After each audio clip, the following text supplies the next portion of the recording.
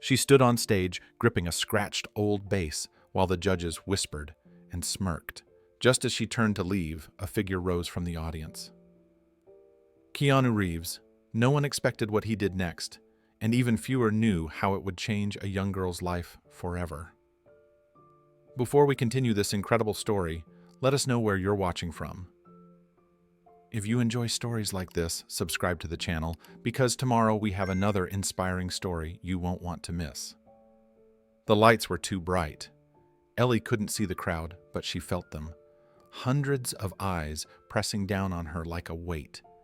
Her sneakers squeaked softly against the polished stage floor as she took one shaky step forward.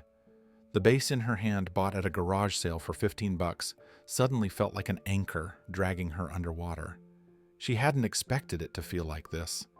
She thought maybe once she got up there, once she held the instrument in her arms, the nerves would quiet, that the music would take over. But now, standing under the hot glare of the stage lights on America's Music Heart, nothing felt familiar. The judges were seated behind their long white table, perfectly lit and perfectly distant. The one on the left, a former pop singer with platinum hair and sharp cheekbones, leaned toward her mic and smiled tightly. The one in the center, an older man with a reputation for being brutally honest, didn't bother hiding his skepticism. He raised an eyebrow, then glanced down at her bass with an expression that was almost amused.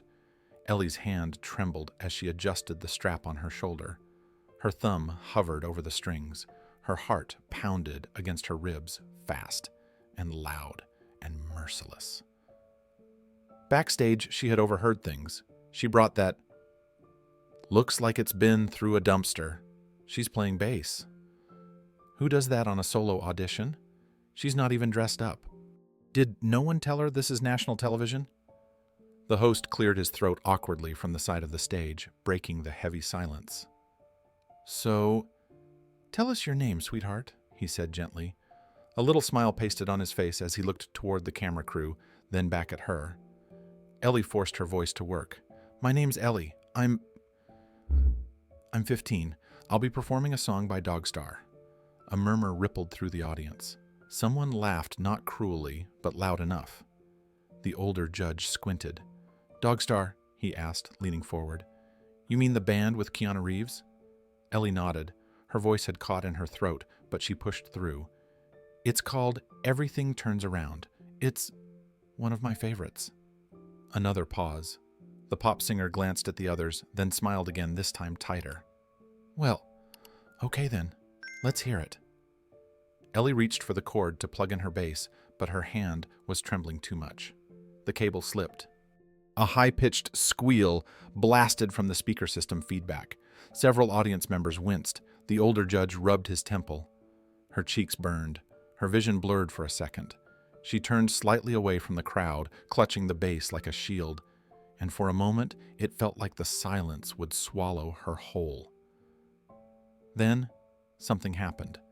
A chair scraped gently in the audience. The sound of footsteps. Calm, measured, soft. Ellie froze. Everyone froze. From the front row, a man in a black jacket and jeans stood up. His hair was streaked with gray, pulled loosely behind his ears. His presence was quiet, but magnetic. Keanu Reeves. The judges blinked. The host tilted his head, confused. The crowd murmured as Keanu walked toward the stage, not in a dramatic show-stealing way, but like someone simply going where they needed to be. His face was calm, not a trace of performance in his body. Ellie stood, frozen. Her breath caught in her chest, eyes wide as he stepped up onto the stage beside her. He gave her a quiet nod, then gently reached out his hand open. "May I?" She hesitated, then handed him the bass. His fingers were steady as he took it from her, crouching down to examine it. It wasn't just old. It was worn. The wood was chipped in places, the neck slightly warped. The strings hadn't been changed in years. It was the kind of instrument no one would choose to play on national television. Keanu didn't laugh. He didn't flinch. He held it like it was made of gold. "My first bass," he said softly, loud enough for the microphone to catch, "was worse than this one." A few people in the crowd chuckled quietly, uncertain. But Keanu didn't break eye contact with Ellie. His voice was low and warm. "But it saved me from getting lost." He sat on the edge of the stage, tuning each string slowly by ear. The judges were silent now. So was the audience. The air felt charged, like everyone knew something real was happening, and no one wanted to break it. The low notes of the bass hummed as Keanu adjusted the tuning pegs, testing each note with care. It wasn't about fixing the sound, it was about calming the storm inside her. Ellie watched her fingers nervously twisting in the hem of her shirt. When he finished, he looked up at her and gently handed the bass back. "Let the bass do the rest," he said. Ellie's lips parted. She didn't know what to say. She felt something shift, not just in the room, but in herself. Her heart was still pounding, but it was no longer from fear. Keanu gave her one last nod, then stepped down from the stage. He didn't wave. He didn't look for applause. He just returned to his seat, disappearing quietly into the shadows. The host was stunned. The judges exchanged glances, but none of them spoke. The crowd had gone still, leaning forward. Ellie looked down at the bass in her hands. It felt different now. Her fingers found the strings. She took one breath, and then she played the first note. The sound was deep, round, and clean. That first note echoed through the auditorium like a wave. It wasn't perfect, but it was raw, honest, and more than anything, it was real. Ellie's eyes flicked toward the back of the auditorium. She couldn't see Keanu anymore. He'd blended back into the shadows, but somehow she felt like he was still there, watching, steady, present. Her fingers began to move again, this time with more purpose. The familiar rhythm of the Dogstar song began to emerge hesitantly. At first, then steadier with every beat. Her left hand climbed the neck of the bass, her right hand found its groove, and her body began to relax into the sound. One measure passed, then another. By the time she hit the chorus riff, the mood in the room had changed entirely. The pop singer judge sat up straighter in her seat, leaning forward with her elbows on the table. The older judge, who had scoffed moments ago, tilted his head thoughtfully, and the third judge, the youngest one, gave a slow, barely noticeable nod of approval. But Ellie didn't see any of that. Her eyes were closed now. She was lost in the rhythm. The song had taken over. And the crowd, once skeptical, once awkwardly silent, began to listen. Really listen. In that moment, Ellie wasn't just a trembling 15-year-old with a scratched bass. She was a musician, a storyteller, a girl speaking without words. The final notes of the bridge rang out across the room, rich and low and resonant. She hit the last note, held it just long enough, then let it fade.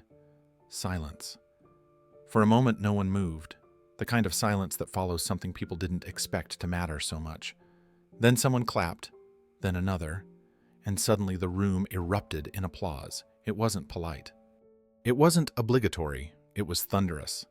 The judges stood. The audience was on their feet. Some were even crying. Ellie stood motionless, her chest rising and falling, hands still on the bass. Her eyes blinked open wide and disbelieving. Somewhere off stage, Keanu Reeves, still unnoticed by the cameras, offered the smallest of smiles. And then just like that, he was gone. Ellie Carter was 15, from a town so small that most people just called it the place off Highway 22. There were no shopping malls, no concert halls, no music schools, just rusted gas stations, a diner that closed at 8, and the sound of crickets that filled the night like a lullaby. In a place like that, dreams felt too big for the map. She lived with her father, Mike Carter, a quiet man with oil-stained hands and kind eyes. He ran a one-man auto shop on the edge of town, fixing old trucks and worn-out engines for neighbors who could barely pay in cash. Most paid in favors, fresh eggs, firewood, or homemade jam. He never minded. Ellie's mother had passed away when she was just 5. Cancer fast and merciless. Ellie's memories of her were few and fuzzy, like fragments of a forgotten song. A warm laugh in the kitchen, the smell of cinnamon, the way she used to sing while folding laundry. After she was gone, Mike did his best. He packed her lunch every morning, taught her how to change a tire, and always let her have the last scoop of mashed potatoes. But he was grieving too, and sometimes the silence between them grew heavy. That's when Ellie found music. It started with an old radio in the garage, usually playing static or classic rock.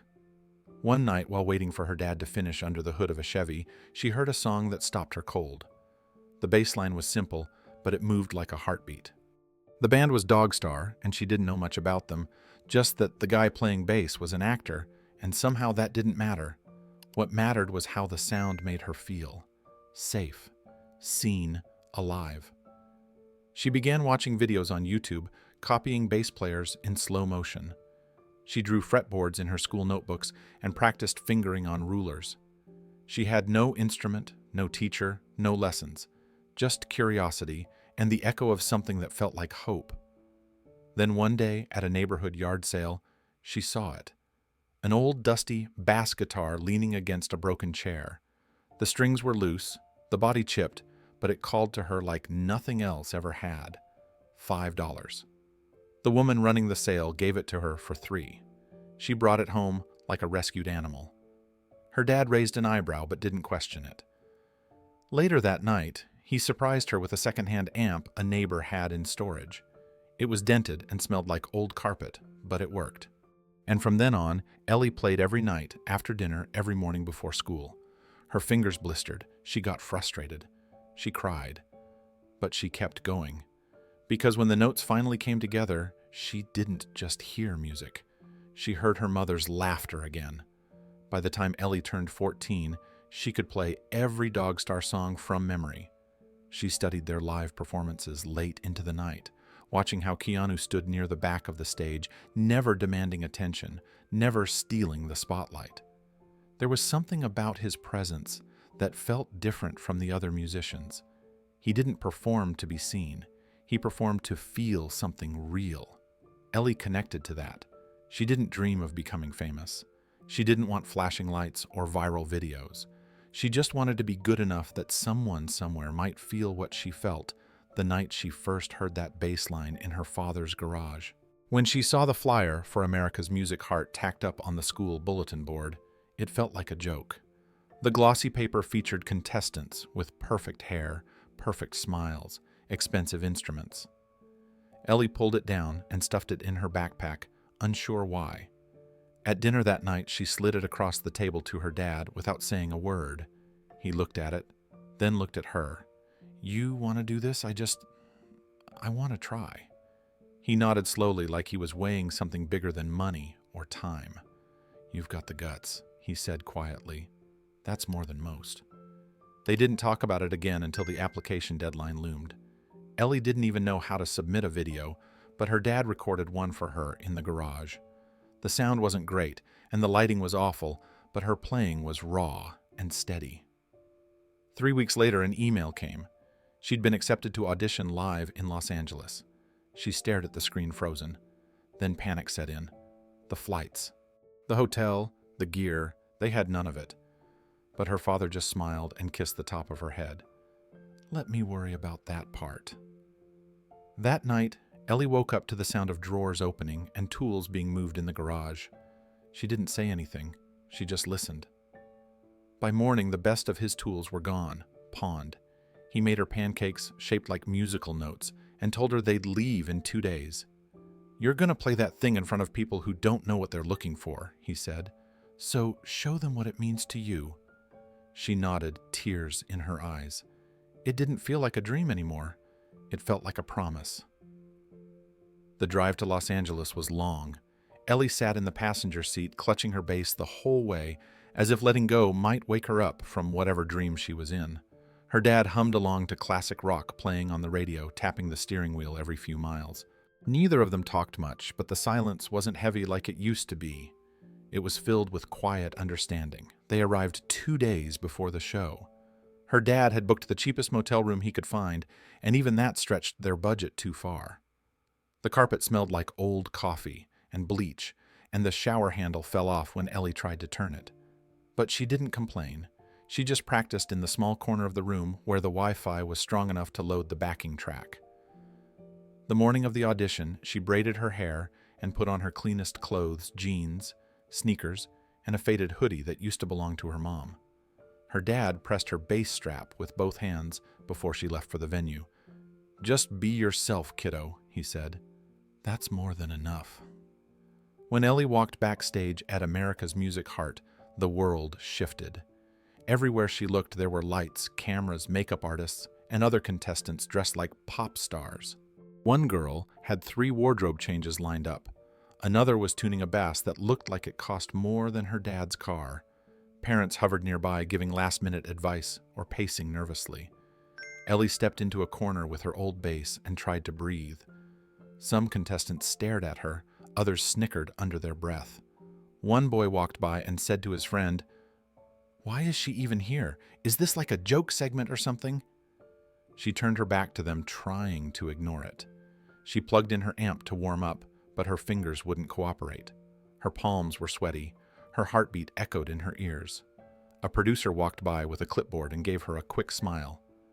"You'll do great," he said. "Be ready. You're up in 15. 15 minutes. She wiped her hands on her jeans and sat on the cold floor, cradling her bass like it was the only thing left tethering her to the ground. Then she heard laughter from across the room. Someone had taken a picture of her tuning up and posted it online with a caption that read, "Garage sale, gone wrong." The screen was being passed around, some laughing, others just shrugging. Ellie's eyes welled up, but she swallowed the emotion. This was supposed to be her dream. This was supposed to be the moment where it all began. But now, she just wanted to disappear. The backstage hallway was narrow and too bright. The hum of fluorescent lights buzzed above Ellie's head, blending with the chatter giggles and high-pitched tuning notes of polished guitars. The walls were lined with mirrors edged in bulbs, but Ellie couldn't bring herself to look into any of them. She didn't want to see the fear on her own face. She sat quietly on a bench near the edge of the dressing area, hugging her bass across her knees. It looked even older here, surrounded by glittering instruments and chrome-plated gear cases with celebrity labels taped across them. She ran her hand along the scuffed wood, pressing into the worn neck with her thumb. Her fingers ached from gripping it too tightly, but she couldn't let go. A group of contestants passed her, laughing loudly. One of them, a girl with flawless curls, rhinestones on her eyelids, and a leather jacket, too clean to have ever seen a rehearsal room, slowed as she walked past Ellie. "Cute," she said with a smirk, nodding at the bass. "Did you make that in woodshop?" Her friends laughed. Ellie looked down and didn't answer. Her heart was already pounding hard enough to drown out everything else. A few steps later, the girl snapped a photo of Ellie sitting there, bass across her lap. Hood up, knees pulled in tight. The phone camera made a subtle click, then fingers tapped across the screen. A moment later, laughter bubbled up from a phone screen nearby. The caption read, "This should be good." The image spread fast. Within minutes, more contestants were passing their phones around, some shaking their heads, others smiling with pity. Ellie could feel their eyes on her, not out of admiration, but as if she were some kind of punchline. She tried to breathe slower, in through the nose, out through the mouth, just like she did back home before playing in the garage. But it wasn't working. Her stomach felt like it was twisting in knots, and her palms were soaked. The familiar weight of her bass wasn't comforting anymore. It felt like it was pressing her down, trapping her in place. A staff member in a headset approached, clipboard in hand. "Ellie Carter." She looked up startled. The woman smiled kindly. "You're on in 5. Okay, you'll go after the dancer from group 3. You'll do great, honey. Just be yourself." Ellie tried to smile back, but her lips wouldn't quite move the way she wanted. She swallowed hard. Her throat was dry. Every instinct screamed at her to run, to find her dad, to get back in the car, to disappear. And then, from the other side of the curtain, she heard something she wasn't meant to hear. A low voice, a judge's voice, casual, mocking. "Who let the garage band in?" The words hit her like a slap. Ellie froze. Her fingers stiffened around the neck of the bass. She hadn't imagined it. The voice came from the side of the stage, where the judges waited during transitions.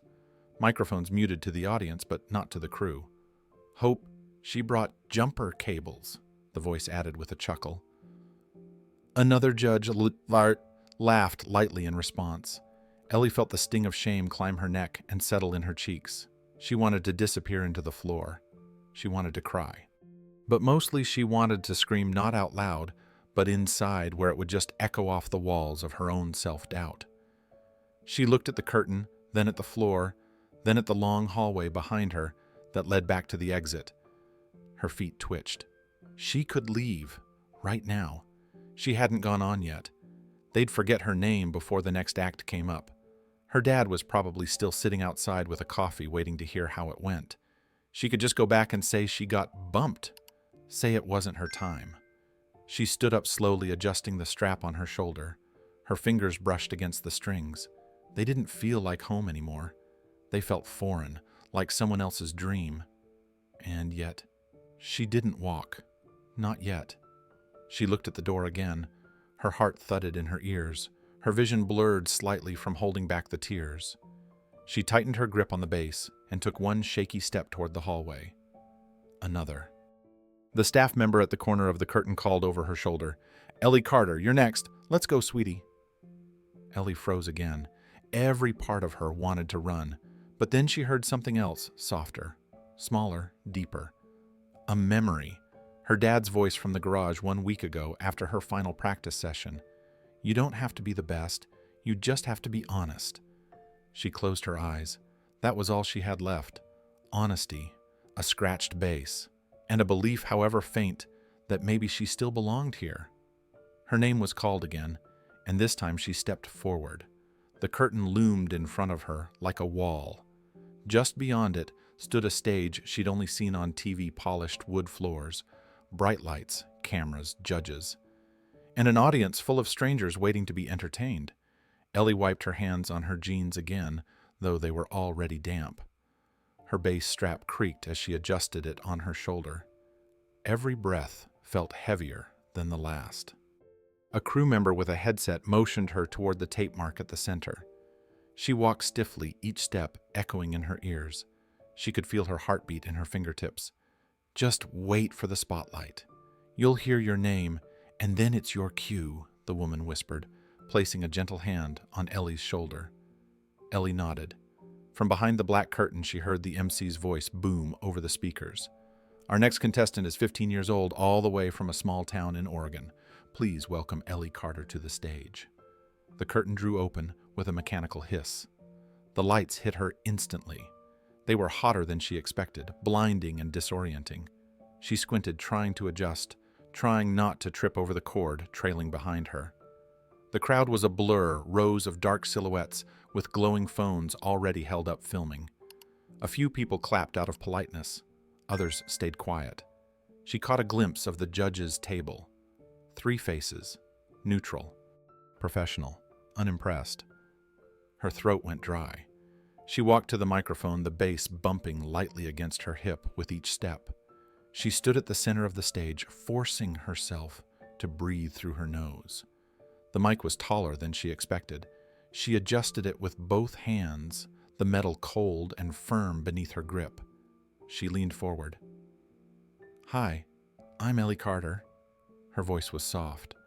The speakers made it sound thinner than she felt. "I'll be playing a song by Dogstar. It's called Everything Turns Around." There was a beat of silence. The middle judge raised one eyebrow. The pop singer leaned her chin into her hand.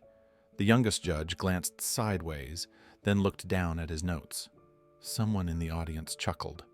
Ellie's chest tightened. She took one step back toward her amp and reached down to plug in the bass, but her hand shook. The jack slipped from her fingers. She fumbled, then tried again. A loud squeal of feedback shot through the speakers. The audience winced. She looked up, eyes wide, panic rising. The judges didn't say anything, but she saw it. The slight smirk, the quiet sigh. Ellie's breath came in short, panicked gasps now. Her heart pounded so hard, she thought she might faint. She looked toward the side of the stage, half a thought, half a hope that someone might call it off. Her fingers gripped the bass. She tried to steady it against her leg, but even the strap felt wrong now. This wasn't how it was supposed to go, and for the first time since she picked up the bass, Ellie thought, maybe I don't belong here. She turned slightly toward the curtain, just enough to see the edge. One step. That's all it would take. And then out of the darkness, there was movement. A chair scraped softly, a presence stood up in the front row, and Ellie's world began to shift. Ellie stood frozen for a heartbeat longer, the spotlight baking down on her skin. Her fingers curled tighter around the base, and her eyes darted once more toward the wings. One step, and she could disappear. But the movement in the front row gave her pause. It was subtle, a man rising slowly from his seat. She didn't recognize him at first. The lights in her eyes made everything blur. But something about the way he moved was calm, grounded, like he wasn't standing for attention, like he was standing for her. Then her name echoed again from the overhead speakers. Ellie Carter, performing an original arrangement of Dogstar's Everything Turns Around. Let's give her a hand. The clapping was polite, sparse. A few people leaned forward curious. Others whispered or stared at their phones. The man in the front row didn't clap. He just watched. Ellie swallowed. She took 3 slow steps forward, gripping the bass strap with one hand to keep it from swinging awkwardly. The microphone stood in the same place it had during sound check, except now it felt like a spotlight all by itself.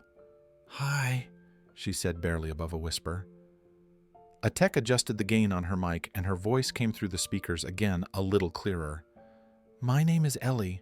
I'm 15. I'll be performing a song by Dogstar." She paused, taking a breath she didn't realize she needed.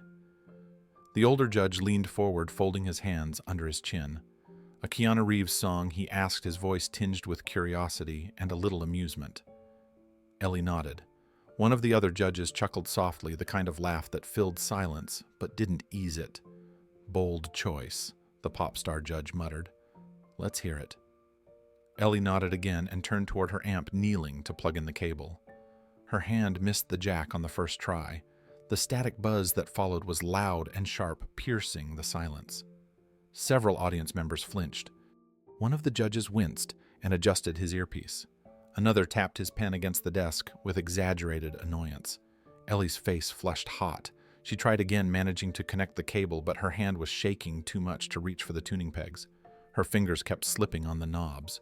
The low E string vibrated slightly out of tune. The lights felt hotter. The bass heavier. Her pulse louder. Behind her, a few people in the audience whispered again. She heard a cough, a chair squeak. Somewhere, someone laughed, quiet, but sharp enough to sting. She pressed her thumb against the strings to stop the hum, but her breath came fast, now short and shallow. This wasn't going to work. She was unraveling. She stared down at the bass, now shaking in her arms like it didn't even belong to her. She could hear the judge's pens scribbling notes. Another breath, another second of silence. Ellie closed her eyes and thought, "This is it. This is how I fall apart in front of everyone." The static from the amp faded, but the damage was done. Ellie's fingers hovered uselessly over the tuning pegs. She knew the low E string was flat, maybe the G string too, but her hands wouldn't stop shaking long enough to fix it. She looked at the judges again. The older one had already leaned back in his chair, arms crossed. The younger one tapped his pen rhythmically against the desk, looking off to the side.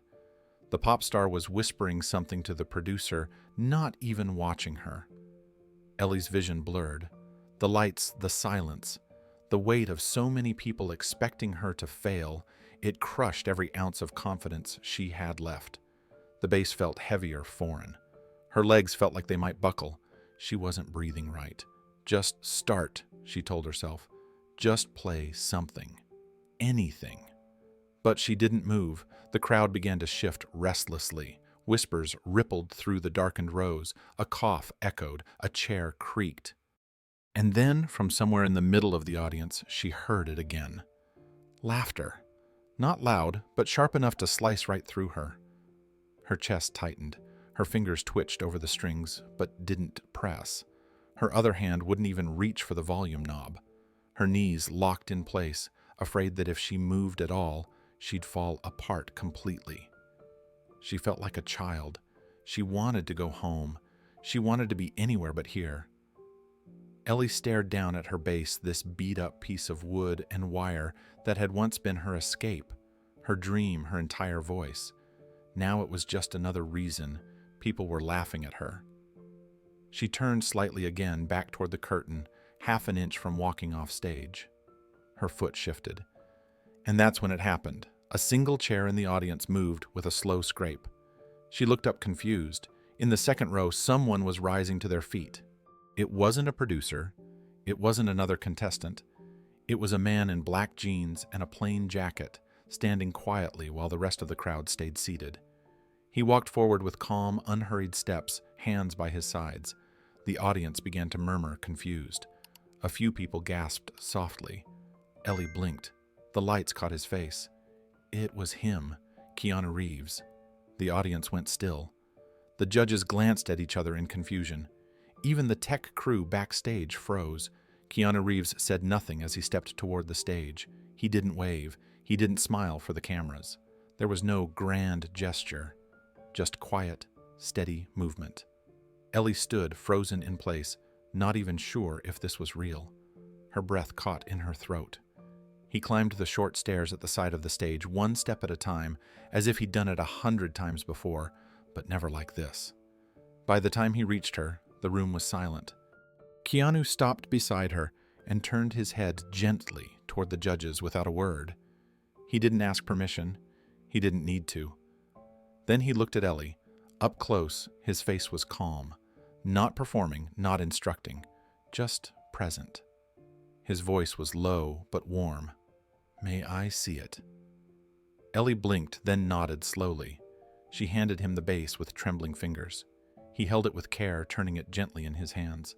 His thumb ran lightly over the strings, then over the worn wood along the body.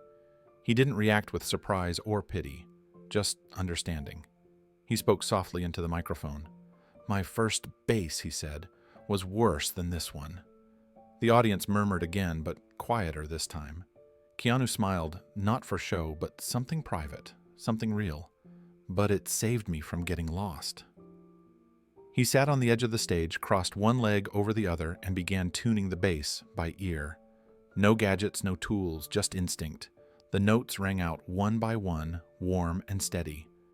Ellie watched his hands move with ease, gentle and precise, like someone coaxing life back into something forgotten. The static disappeared. The buzz settled. The bass came into tune. Keanu looked up at her, still holding the bass. "You don't have to do it for them," he said quietly. "Just let the bass do the rest." He stood, handed it back to her with both hands, and gave her a nod. Ellie took it stunned. Her hands had stopped shaking. He walked off stage just as quietly as he had entered, disappearing into the same shadows he'd emerged from. No wave, no bow, just gone. The crowd was still hushed. Something unspoken had just shifted. Ellie stood there, her old bass finely tuned the strings, humming with potential. She looked down at it, then back at the silent audience. Her fingers found their place. She closed her eyes. And she played the first note. Keanu Reeves had been sitting quietly in the front row since the show began. No special announcement, no spotlight. Just a private guest, seated near the edge of the aisle, his name tucked quietly on the list for security. Most of the audience hadn't noticed him at first. That was the way he liked it. He wasn't there to be seen. He was there because someone on the production team had casually invited him after hearing he was in town. Dogstar had just wrapped a rehearsal across the city. Someone said, "Hey, you want to drop by the taping? One of the kids is playing one of your songs." He hadn't said yes right away, but when he heard it was a young girl performing Everything Turns Around, something about that stuck with him. Now, watching from his seat, he felt his chest tighten. The girl on stage was frozen, hands trembling, shoulders tight, bass guitar slumping just a little under the weight of her fear. He could tell the instrument wasn't in tune. The tension on the low string was visibly off. She had tried to fix it, but her nerves had made it worse. Her panic was visible in her breath and posture. Then came the sound, the terrible screech of feedback, and the way she flinched as if she'd been burned. Keanu had seen that look before, on the faces of people about to give up. He recognized it all too well. He remembered that feeling. Not just once. He'd felt it on the set of his first film, on stage with Dogstar in the early years, at public appearances where people looked at him like he didn't belong, like he was just a joke who should stick to movies. That feeling of being small, exposed, and alone hadn't left a mark you could see, but it had shaped him. So, when Ellie turned toward the side of the stage, her feet nearly stepping away, Keanu stood, not because he wanted to be dramatic, not to make a scene, but because he knew the moment that came next might define the rest of her life, and she shouldn't have to face it alone. Gasps fluttered through the crowd like a breeze across tall grass. Is that Keanu Reeves? Wait, what's he doing? Cameras turned. Some rose halfway from their seats, but Keanu didn't acknowledge any of it. He moved through the aisle with the same quiet presence that made his characters unforgettable. Calm, still, focused. Even the judges looked confused. The older one squinted. The pop star leaned toward the producer, whispering something sharp. The host off stage held up both hands toward the crew, unsure whether to intervene. Keanu reached the stage stairs and took them one at a time. The sound of his boots against the wood echoed faintly. Ellie's eyes followed him wide with disbelief, her mouth slightly parted. She didn't move. She couldn't. Keanu walked to her with no rush, no spotlight fanfare, just quiet footsteps toward a girl about to disappear under the weight of her own doubt. He stopped beside her and lowered his voice. "Hey," he said gently. "You okay?" Ellie managed a tiny nod, but her eyes shimmered with emotion. He gave a small smile, not meant for the cameras, not for the audience, just for her.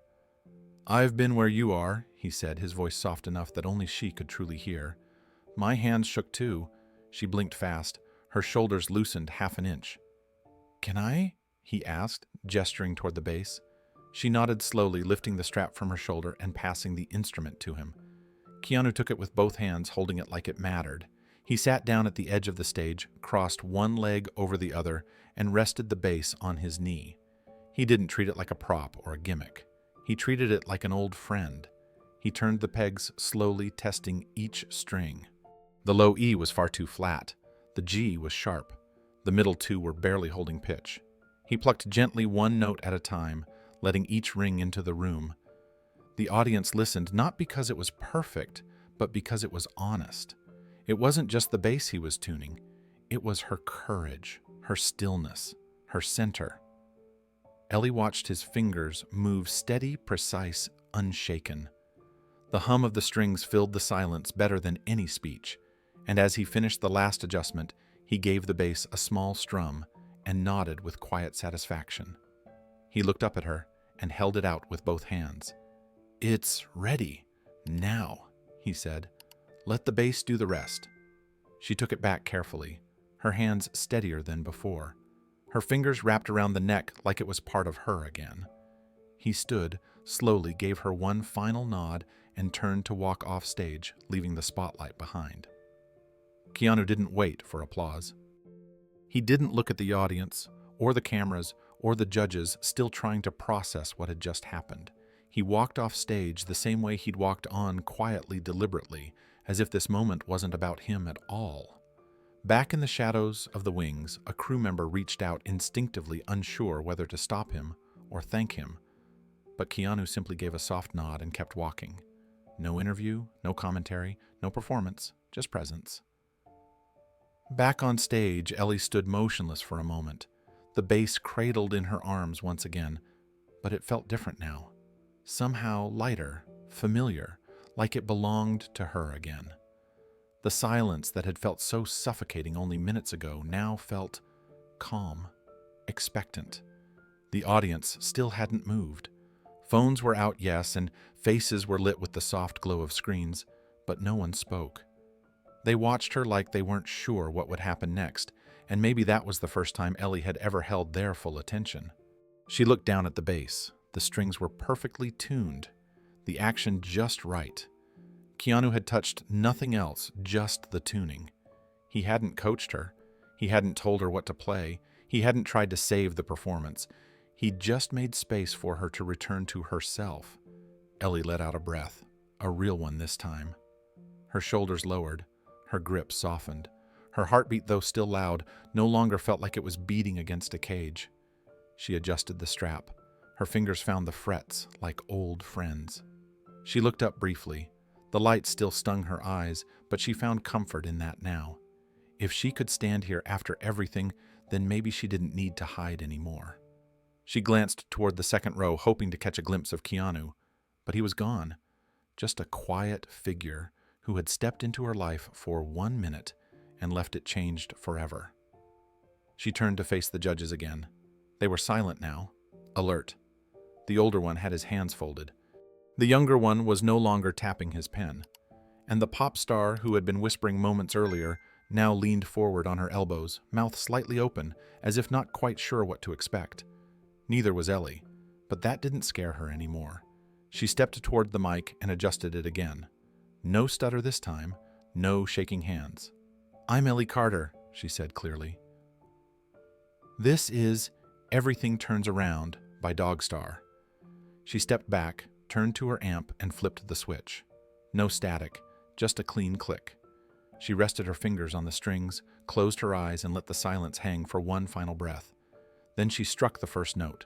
It was deep, steady, clear. It filled the room like it belonged there. And Ellie began to play not for the judges, not for the crowd, not even for Keanu. She played for the girl who almost walked off stage and didn't. The first note rang out like a thread, pulled through silence, low, clean, and impossibly steady. Ellie's eyes widened slightly. She hadn't expected it to sound like that. She hadn't expected the bass to feel so warm, so alive, so hers. She played the next note, then the next. Slowly at first, letting the rhythm of Dogstar's Everything Turns Around build from memory.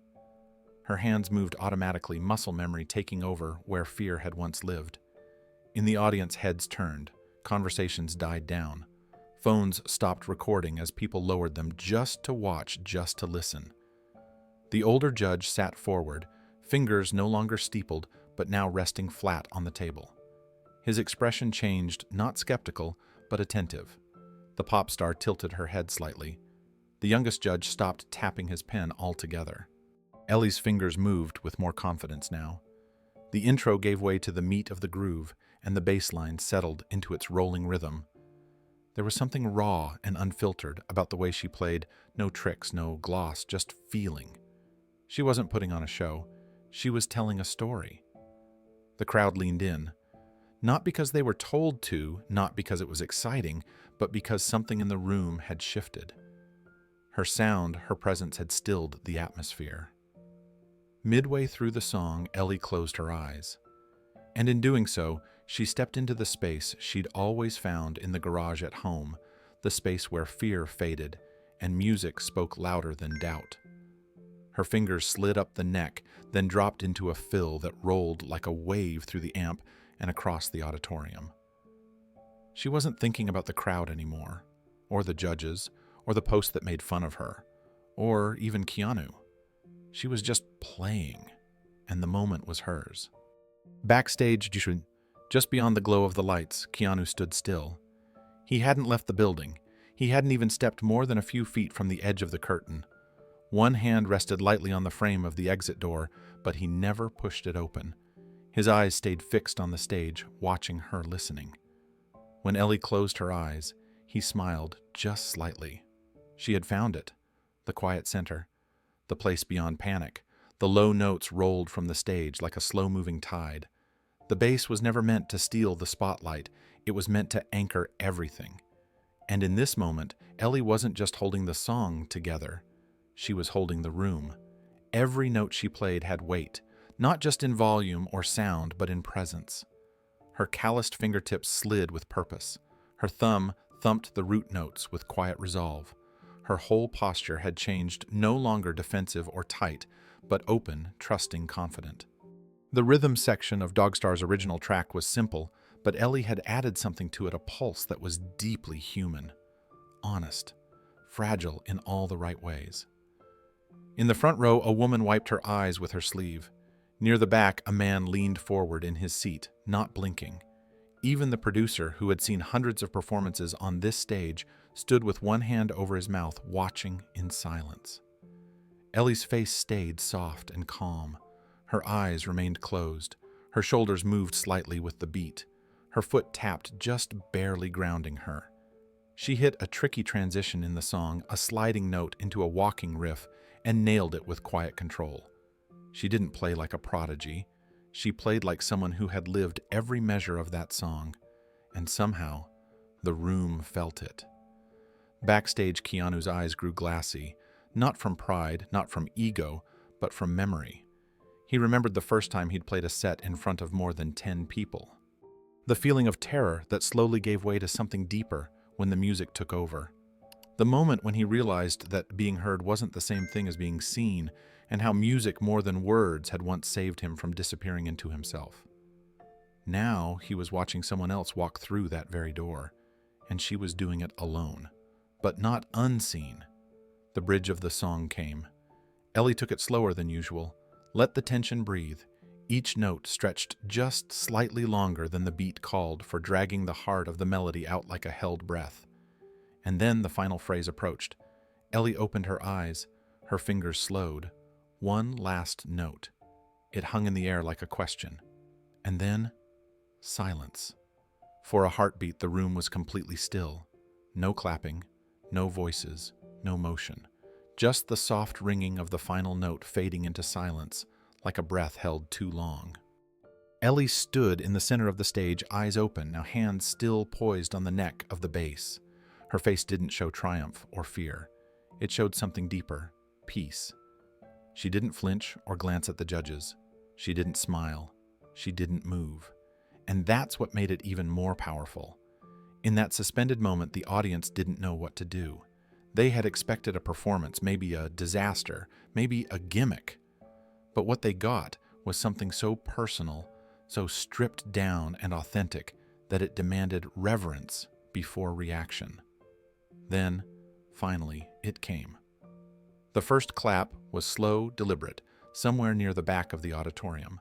Then another closer, then a few more. Then the dam broke. The applause erupted all at once. It wasn't polite, it wasn't obligatory, it was explosive. People shot to their feet. The sound of cheers echoed across the room like a wave. The camera crew scrambled to adjust. Producers off stage looked at each other wide-eyed. One judge stood. The youngest, barely out of his 20s, was shaking his head with a look of astonishment on his face. He clapped with both hands over his heart, as if words failed him. The pop star was already standing too, her hand covering her mouth. Her eyes were wet. She nodded slowly, as if to say, I was wrong about her. But it was the oldest judge, the one who had smirked, who had whispered before she went on, who stunned everyone the most. He wiped his eyes, not dramatically, not for show, just a single hand pressed across his face for a moment longer than needed. Then he clapped. Once, twice, then with full open palms. Backstage, Keanu heard the roar of the crowd and stepped slightly into the shadows to peek around the curtain. His face didn't change, but the corner of his mouth tugged into a soft smile. He saw her standing there, still not bowing, still letting the moment be what it was. He closed his eyes and nodded. On stage, Ellie blinked as if waking from a dream. The lights above her no longer burned. They felt warm now, welcoming. The crowd was still cheering. Someone in the audience shouted, "You're amazing!" Another yelled, "That was beautiful!" The host stepped onto the stage cautiously, still letting the applause carry. He waited until it settled just enough to speak. "Well," he said into the mic, his voice slightly shaky with emotion, "I don't think anyone saw that coming." The crowd cheered again. He turned to Ellie. "You okay?" She smiled, not wide, not showy, just a quiet, real smile. "Yeah," she said. "I think I am." The judges didn't speak right away. They didn't need to. The entire room had already given their answer. Ellie nodded slightly, then stepped back from the mic. She looked out over the crowd, hundreds of people on their feet, clapping, whistling, some still brushing away tears. Then she turned toward the wings. Keanu wasn't there anymore. but she felt him. He didn't need to be seen. He'd done what he came to do, and Ellie had done the rest. As soon as Ellie stepped off stage, the noise behind her became muffled, like a world she was no longer part of. The audience's standing ovation still thundered beyond the curtain, but backstage everything felt quieter, softer, like the moment after a heavy storm breaks and the air turns still. She clutched her bass to her chest, unsure where to go or what to do next. Then the first person reached her, a sound tech in a black headset and jeans, who threw his arms gently around her shoulders. That was real," he whispered, eyes wet. "You didn't just play. You brought something alive." Ellie blinked, startled. She didn't know him. She barely understood what had just happened. Another crew member came up and offered a high five, then changed his mind and simply put his hand over his heart. "That," he said, "is why I work in music." People she had never met, camera operators, assistants, someone from makeup gathered around her with wide eyes and small, stunned smiles. Some just gave her a nod as they passed, respectful, not wanting to intrude. Others offered simple words. Powerful. Unreal. I'll never forget that. Ellie stood in the middle of them, overwhelmed. She could barely breathe. Her knees trembled, not from fear anymore, but from the release.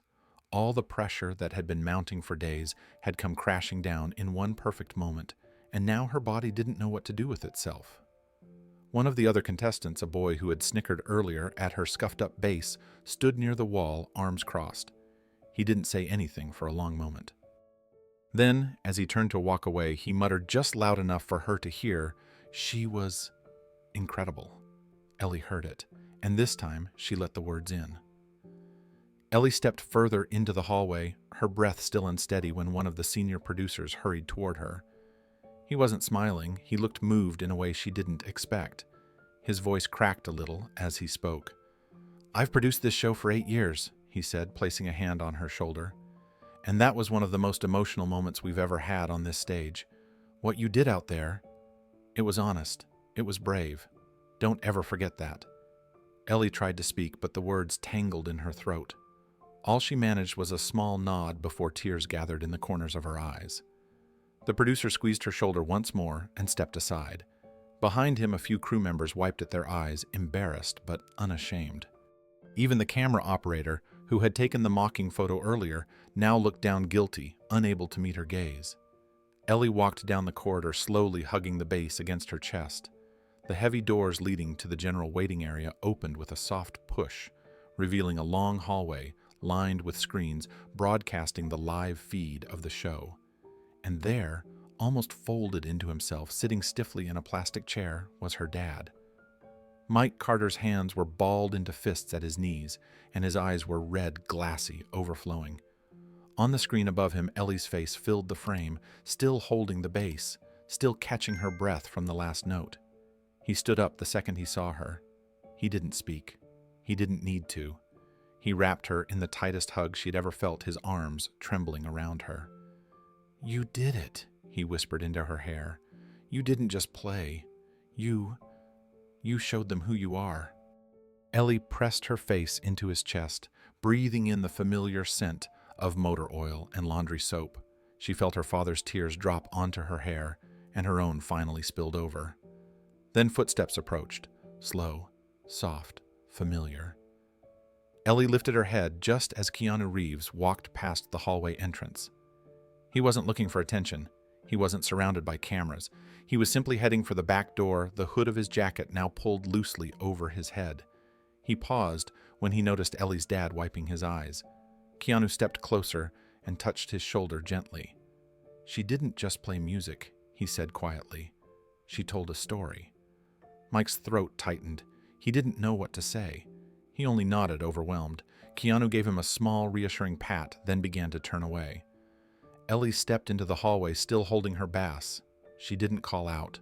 She didn't run to him. Keanu glanced over his shoulder one last time. Their eyes met. Ellie mouthed, "Thank you."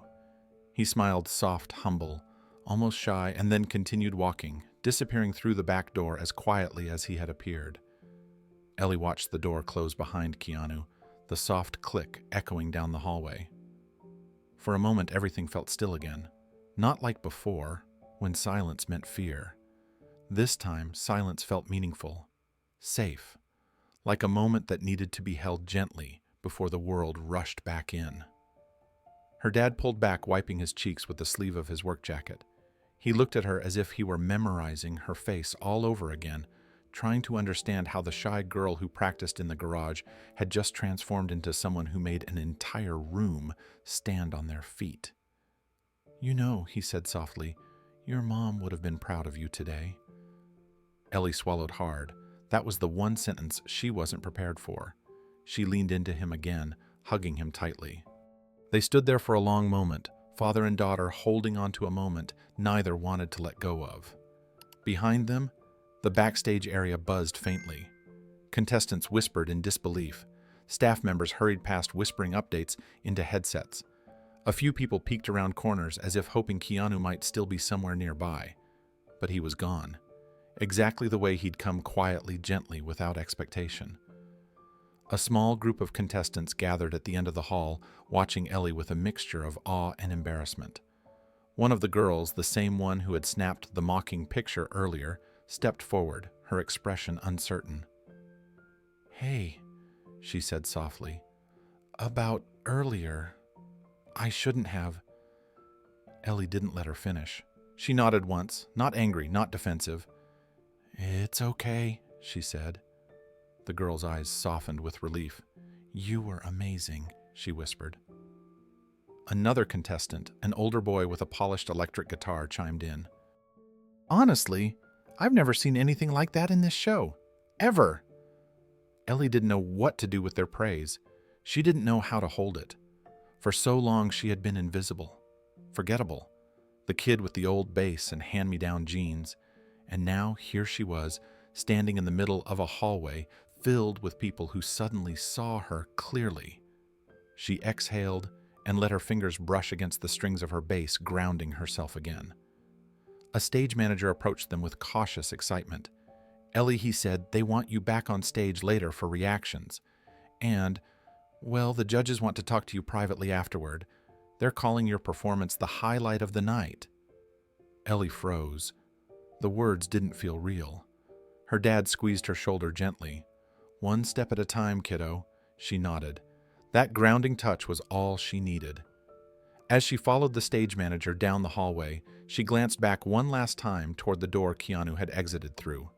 There was no sign of him now, no lingering cameras, no evidence he'd ever been there, except for the silence he left behind, the kind that felt like a hand on her back, steadying her, reminding her she wasn't alone. She stepped forward. Every footstep felt lighter. Every breath felt deeper. And for the first time since arriving in Los Angeles, she felt like she deserved to be here.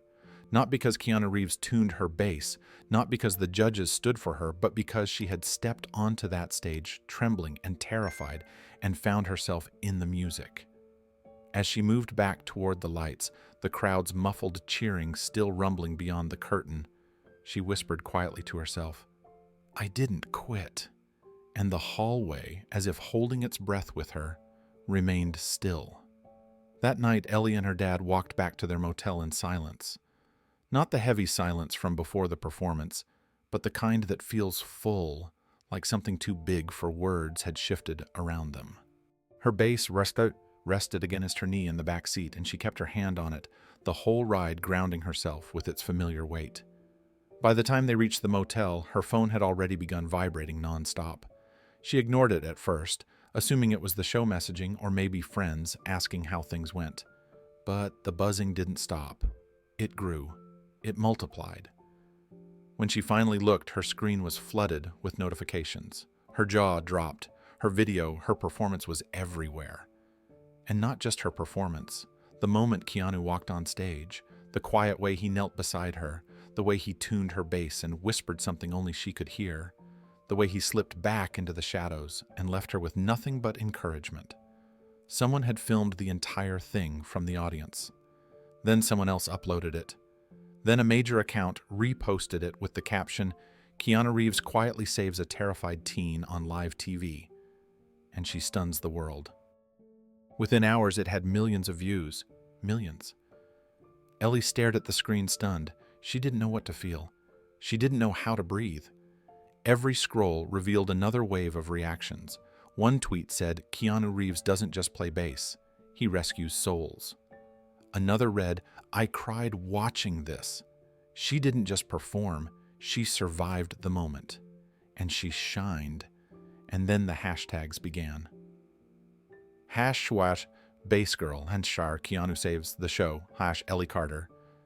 Dogstar Magic. Everything turns around.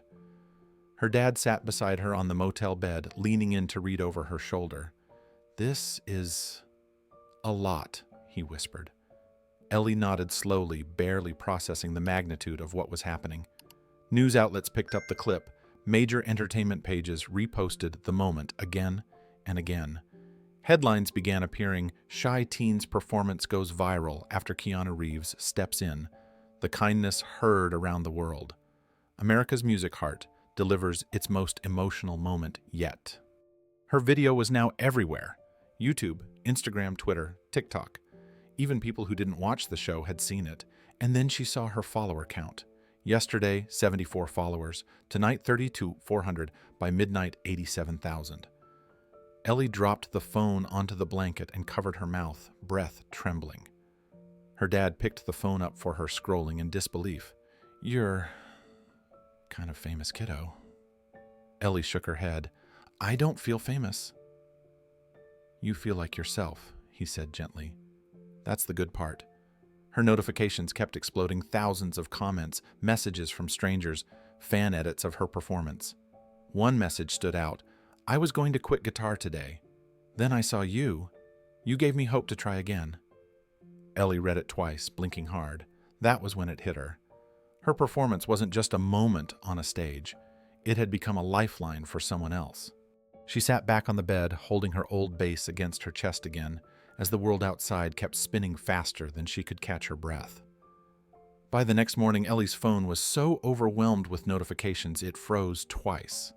She sat at the tiny motel table while her dad ran downstairs to get coffee, staring at the screen as numbers kept jumping by the second. Her Instagram had crossed 100,000 followers before she even finished brushing her hair. Her father returned with 2 paper cups and set one beside her. "You doing okay?" he asked gently. Ellie nodded, but her eyes were still wide. "I don't understand how this is happening." He smiled. "People saw something real. Doesn't happen every day." Another notification dinged, followed by 10 more. Ellie sighed and unlocked her phone again. That was when she noticed a new message, not from a fan account, or a journalist, or a news page. The sender name made her blink twice. Juilliard Admissions Committee. She froze. Her heart lurched. She tapped the message with trembling fingers. Inside was a short, formal paragraph, yet every word felt impossible. "Dear Ellie Carter, we recently viewed your performance on America's Music Heart and were deeply moved by your musicality, emotional expression, and resilience. We would like to invite you to apply for our Young Artist Scholarship Program and schedule an interview with our faculty." Ellie stared at the message until the words blurred. She placed the phone gently on the table, afraid she might drop it. When her dad noticed the look on her face, he sat down quickly. "What is it?" "Talk to me." Ellie pushed the phone toward him. He read the message slowly, his mouth falling open. "Juilliard," he whispered. "Ellie, this is huge." She swallowed, unable to speak. He set the phone down, rubbed his forehead, and let out a shaky laugh, the kind people make when something is too big to process. "Kiddo, Juilliard doesn't just write to people. They don't chase after students. They must have seen something real." Ellie looked at her bass, leaning against the motel nightstand. The same beat-up yard sale bass everyone had mocked just a day earlier. She reached for it and sat with it in her lap, running her fingers over the worn wood. She still felt like the same girl from the garage, still 15, still unsure, still learning. But now the world saw something in her she had never dared to imagine. The motel TV in the background kept replaying her performance on a loop. The moment Keanu stepped in, the moment she closed her eyes and played, the moment the crowd erupted. Her dad picked up the remote and turned the volume down, giving her space to breathe. Ellie exhaled slowly. "Dad," she whispered, "is this real?" "All of it?" He reached across the small table and took her hand. "It's real," he said softly. "You made it real." Ellie nodded, her eyes stinging. She held her old bass a little tighter. And somewhere between disbelief and hope, something inside her began to shift. Something quiet, steady, and new. Ellie had never imagined sitting in a real television studio. The bright overhead lights, the rows of cameras, the polished floor, the bustling crew, it all felt too big, too loud, too unreal. Her dad sat just off stage, giving her a steady thumbs up every time she glanced his way. Her bass rested across her knees, the same chipped instrument that had unexpectedly become a symbol of her courage. When the theme music played and the host walked out, applause filled the room. He was energetic and charismatic, a man known for dramatic storytelling and viral moments. As he welcomed viewers, he circled around the stage with the confidence of someone who had lived his entire life in front of a camera. And now he said, smiling wide, "Our next guest is the girl the entire internet is talking about." The audience clapped again. Some even cheered. "Please welcome Ellie Carter." Ellie stepped forward, clutching her bass strap as she walked to the cushioned chair beside the host's desk. The applause washed over her in a warm wave, but it also felt overwhelming. She forced herself to breathe. The host leaned toward her. "Ellie, you have taken over the internet. Millions of views, thousands of comments, news stations, replaying your performance every hour. How does it feel?" Ellie gave a small, shy smile. "Honestly, it still doesn't feel real." The host nodded dramatically. "Your performance was stunning, but what everyone is talking about is the moment before the music. That moment when Keanu Reeves walked onto the stage. That was incredible television. So tell us, were you expecting that? Ellie shook her head quickly. "Not at all. I thought I was about to mess up in front of everyone. My bass wasn't tuned, my hands were shaking, and I felt like the whole room was waiting for me to fail."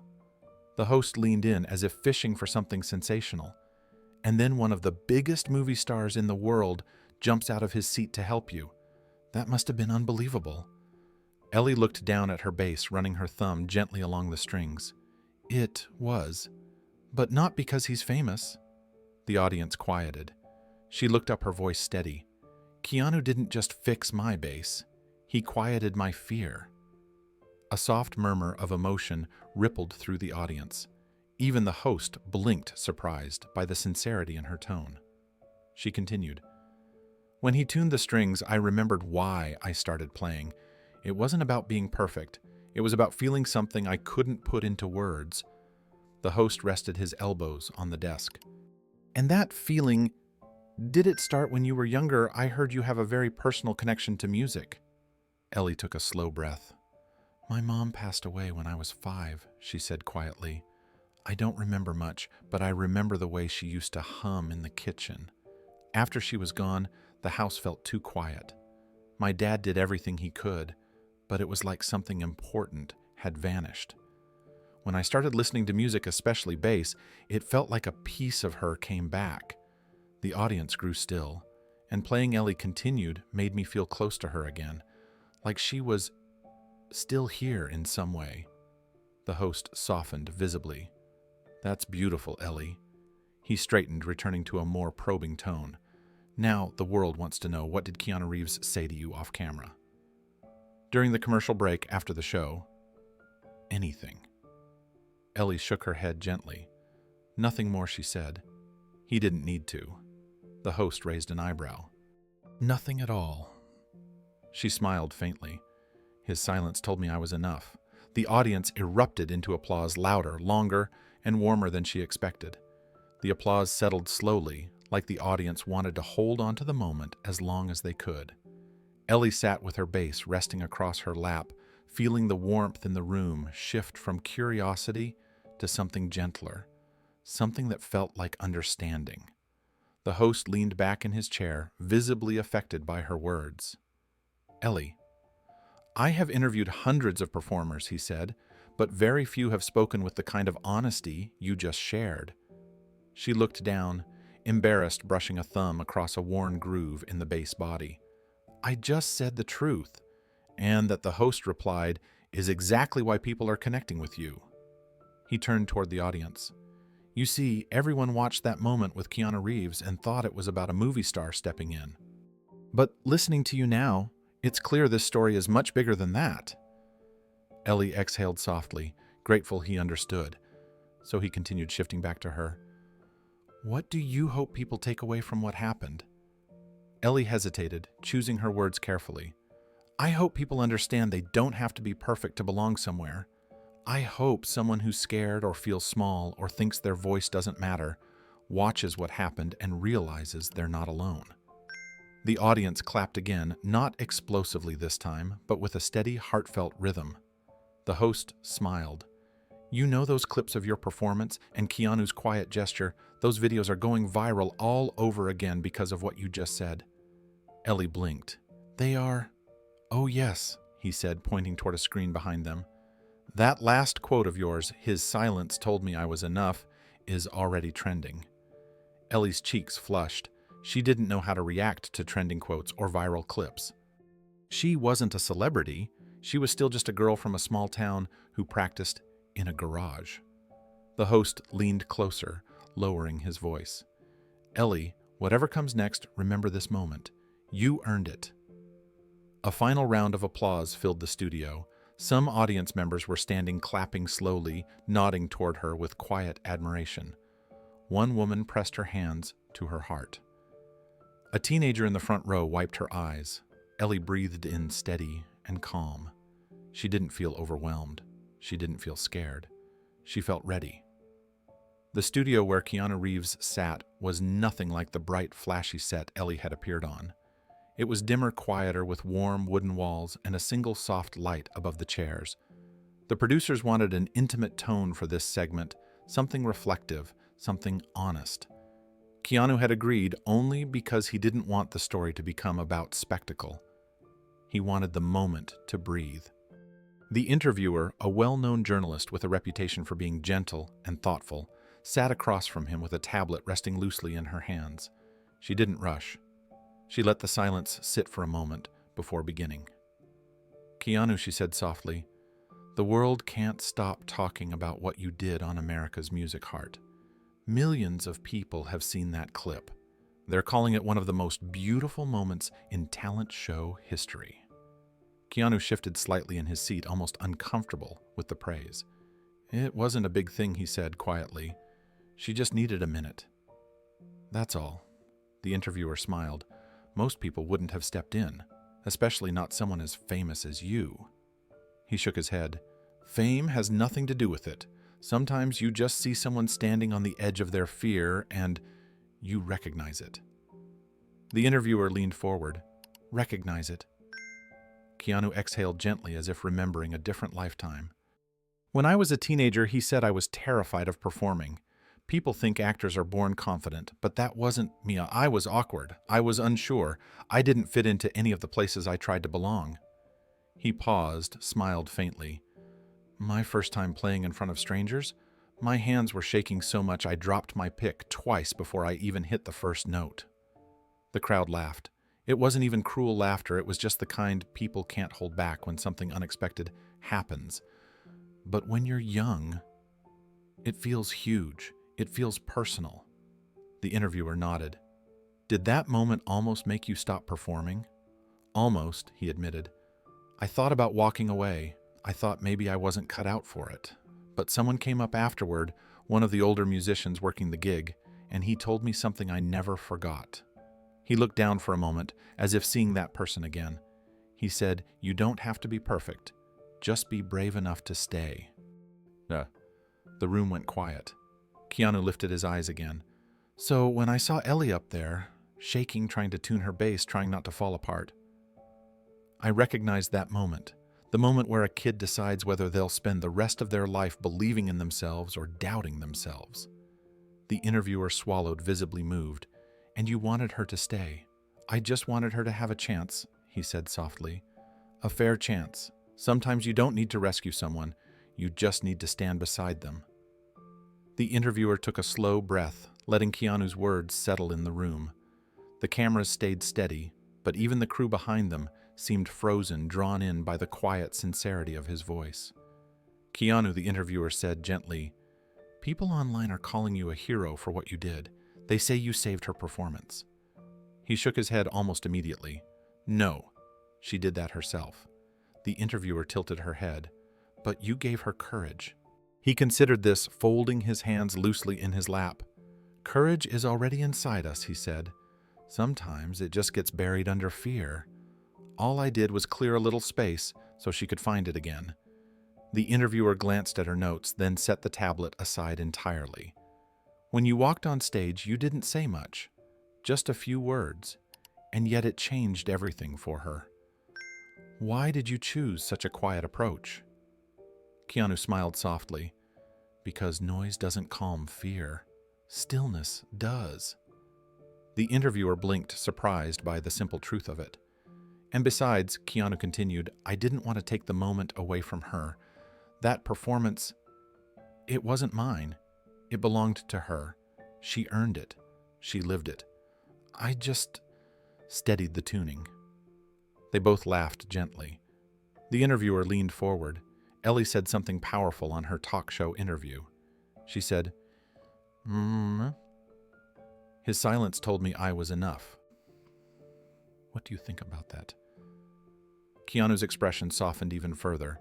"I think—" He paused, choosing his words with care. "I think she already was enough. She didn't need me to tell her. She just needed a moment where her fear wasn't louder than her voice." Another quiet moment passed. The cameras recorded everything, the way his eyes lowered, the faint crease in his brow, the way his voice dipped when speaking about her. The interviewer's tone softened. "Do you think Ellie reminded people of something?" He nodded slowly. "Music isn't about perfection," he said. "It's not about fame or likes or views. Music is the place we go when the world is too heavy. It's the place we go when we need to feel close to someone we lost, or when we need to tell a truth we can't say out loud." He looked up again, the light catching the quiet sincerity in his eyes. "And Ellie reminded me of that." The interviewer smiled, moved. "Reminded you of what music is for?" "Yes." His voice was barely above a whisper. "Ellie reminded me what music is for." Silence filled the studio. Not awkward, not empty, just full like a breath no one wanted to release too soon. Finally, the interviewer leaned back in her chair. "Keanu, I think that might be the most moving answer we've ever filmed for this program." Keanu shifted, slightly embarrassed. "I'm not trying to be moving," he said gently. "I'm just telling the truth." The interviewer nodded. "And that's exactly why people love you." The cameras continued to roll for a moment longer, capturing Keanu's thoughtful expression, the quiet strength in his posture, the way he folded humility into every word, the warmth in his eyes when he spoke about a girl who almost gave up on herself. Then the lights dimmed slightly. The interview was over. But the moment lingered, another quiet echo of a story that had reached far beyond a talent show stage. The acceptance email arrived early on a Thursday morning. Ellie opened her eyes to the familiar hum of the garage heater below her bedroom and the smell of her dad brewing coffee. She checked her phone, still half asleep, expecting the usual flood of messages from fans and classmates. Instead, she saw the subject line, "Juilliard Young Artist Program." Official acceptance. Her breath caught. She sat up so fast, her pillow fell to the floor. She tapped the email open with shaking fingers and read the first line again and again, unable to believe it. She had been accepted. The most famous music school in the country wanted her. A 15-year-old from a small Oregon town who learned bass from YouTube videos and played on a beat-up instrument she bought for $10. She pressed a hand to her mouth, tears filling her eyes. Her dad knocked on the door. "You awake, kiddo?" Ellie tried to answer, but shook instead. She hurried to the doorway, phone in hand. "Dad," she whispered. It's Juilliard." He frowned, confused. "What about it?" She handed him the phone. His eyes scanned the screen, his jaw dropped, and for the first time in her life, Ellie saw her father genuinely speechless. His rough hands trembled as he pulled her into a tight hug. "You did it," he whispered. "Ellie, you really did it." For a moment, everything felt perfect, but reality settled in quickly. Juilliard wasn't cheap. Even with a scholarship interview scheduled, even with sponsorship opportunities floating around online, there were still costs: travel, housing supplies, living expenses, costs far bigger than anything they had ever faced. And her dad was already drowning in debt. The trip to Los Angeles had cost him almost everything. He had pawned tools he needed for work, maxed out 2 credit cards, and taken out a small loan from the bank just to get her to the show. The family garage had fallen behind on payments. Their landlord had warned him that one more missed month might mean eviction from the property. Ellie overheard the phone call. She heard the tension in his voice, the quiet shame. He didn't know she was listening, and suddenly the acceptance email didn't feel like a celebration. It felt like a crossroads. That afternoon, she sat at her small desk with her bass leaning beside her. She stared at the acceptance letter, reading the lines again and again. She wanted it more than anything, wanted to study music, to grow, to see how far she could go. But she also saw her father's tired eyes, the weight on his shoulders, the sacrifices he had made so she could stand on that stage. She felt torn cleanly down the middle. Finally, she made a choice. Not because she didn't dream big, but because she wouldn't let her dreams crush the person who believed in them first. Ellie walked downstairs with her bass slung over her shoulder. Her dad was in the garage, hunched over the hood of a car, trying to coax life out of an old engine. She leaned against the doorway and watched him work for a moment, the familiar grease on his hands, the tired set of his shoulders, the quiet determination in every movement. She cleared her throat. "Dad," she said softly, "I've been thinking." He wiped sweat from his forehead with the back of his arm. "About Juilliard?" She nodded. "I don't think I should go." He froze, completely. The wrench slipped from his fingers and clattered on the concrete floor. What he said, turning sharply toward her. "Ellie, no. You are not throwing away something like that." She stepped closer. "Dad, we can't afford it.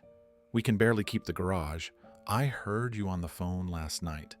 I know we're behind, and the trip to Los Angeles—" He cut her off. "That's my problem, not yours." "But it is my problem," she insisted. "I'm not going to chase a dream while you're drowning." Her voice broke. Her dad's expression softened. He looked at her not with frustration, but with a kind of heartbreak she hadn't expected. "Ellie," he said quietly, "I didn't raise you to make yourself small for my sake." She swallowed. "I'm not. I want to help." "So help by going," he said. "Help by becoming who you're meant to be." But Ellie shook her head. "Not if it costs you everything." She didn't wait for him to answer. She walked past him, picked up her bass case, and headed for the door. He called after her. "Ellie, what are you going to do?" She paused, tightening her grip on the strap. "I'm going to earn it," she said, "and I'm going to help save the garage." That evening, she set up a small concert on the sidewalk outside Carter's garage, a little wooden stool, a portable amp, and her old bass with its chipped paint and taped-up cable. The town's main street was quiet, but word traveled fast. Within an hour, people began arriving, neighbors, classmates, shop owners, families who had watched her viral video. Some came out of curiosity, others came out of support. A few came simply because they loved her dad and wanted to help. Ellie played everything she knew: Dogstar songs, old rock riffs, soft melodic lines she had made up in the quiet of her bedroom. People dropped bills into an open guitar case. Some hugged her, some cried, some filmed her again, not for fame, but for memory. By the end of the night, she had raised a few $100s, not enough to fix everything, but something. The next night she performed again, and again the night after that. Each evening the crowd grew. Cars lined the street. Restaurants offered free snacks to people listening. Local news stations came to film. Donations poured in 20s, 50s, handwritten notes, even offers of part-time work. On the fourth night, as she packed up her bass, the owner of the town's only bank arrived. A tall man in a suit approached her father, carrying a sealed envelope. He handed it to him without explanation. Mike opened it slowly. Inside was a receipt, the entire garage debt paid in full. Ellie's breath caught. Her dad stared at the paper like it was a trick. Who did this?" he whispered. The banker hesitated, then said softly, "Anonymous donor. Came in early this morning. Said it was strictly private." Ellie's heartbeat quickened. She knew. She didn't know how, but she knew. And when she looked down at her bass, still warm from the music she had played, she felt a quiet certainty settle in her chest.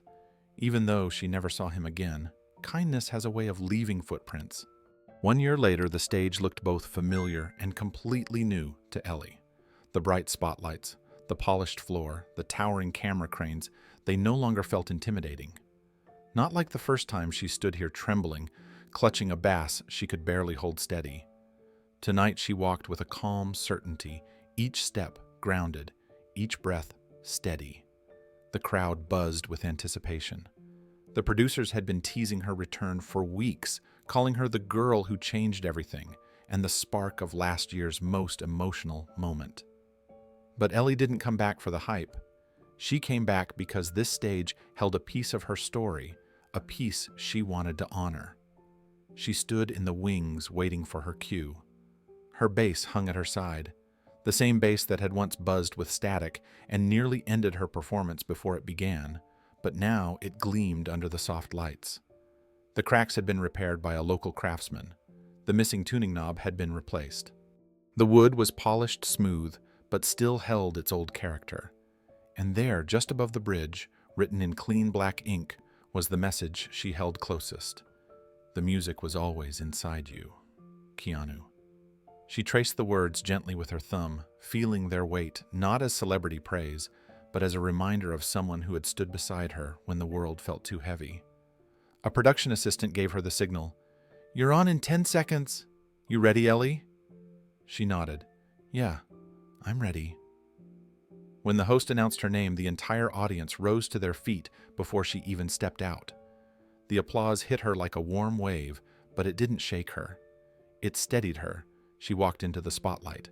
Her presence was different now, confident, centered, not loud or flashy, but quietly commanding, like someone who understood her place in the world for the first time.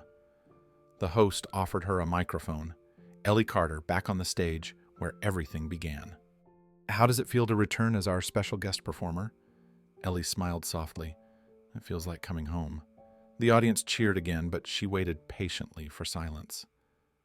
"I brought the same bass I played last year," she said. "It's been with me through everything. This bass taught me to believe I had a voice." She lifted it gently, letting the camera zoom in. The crowd gasped when they saw Keanu's signature.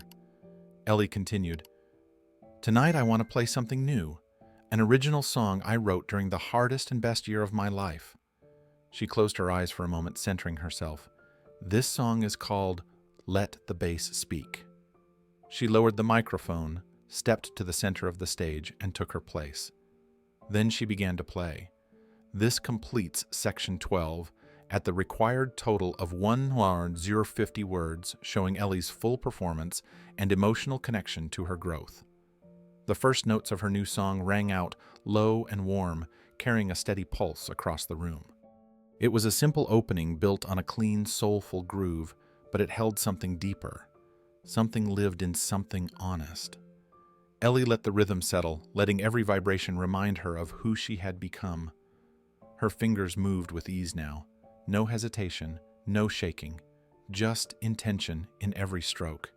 Each note seemed to float through the studio with purpose, pulling the audience closer and closer until the entire room felt suspended in her sound. She didn't look at the judges. She didn't need their approval anymore. She didn't look at the host. She didn't look at the cameras. She looked at her bass. And she smiled. The melody expanded as she reached the song's heart, weaving a richer line that blended emotion with skill. This was more than a performance. It was a message one she had carried for a year, waiting for the right moment to say it out loud. Her foot tapped lightly against the floor, grounding the rhythm. She closed her eyes, letting the rest of the world fade. People in the audience leaned forward in their seats. Some nodded to the beat. Others wiped their eyes as memories of her first performance played in their minds. Near the back row, a producer whispered, "This girl's the real deal."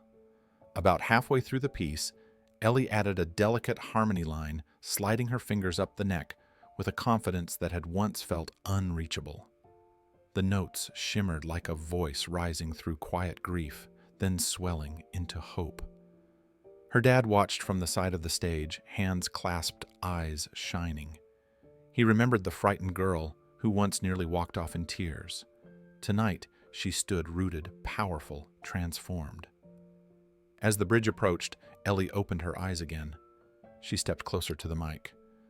"When I first came here," she said, her voice steady, "I thought my fear was louder than my music." A hush fell over the room.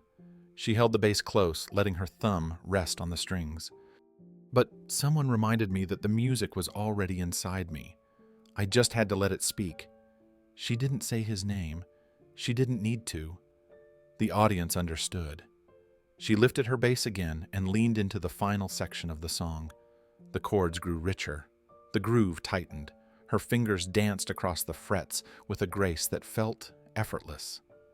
The melody rose, dipped, and then rose again like a heartbeat rediscovered. The last note came out strong and resonant, filling the entire studio with a thrum that felt almost alive. She let it linger, let it breathe, let it settle into the room like a quiet truth that no one wanted to let go of. Silence followed. And then, just like before, applause erupted. But this time, Ellie didn't stand frozen. She bowed her head with gratitude. She let the cheers wash over her, not as validation, but as celebration. And when the camera zoomed in for a final close-up, they caught the message on her bass in perfect clarity. The music was always inside you, a reminder of where she started, and a promise of everywhere she was going next.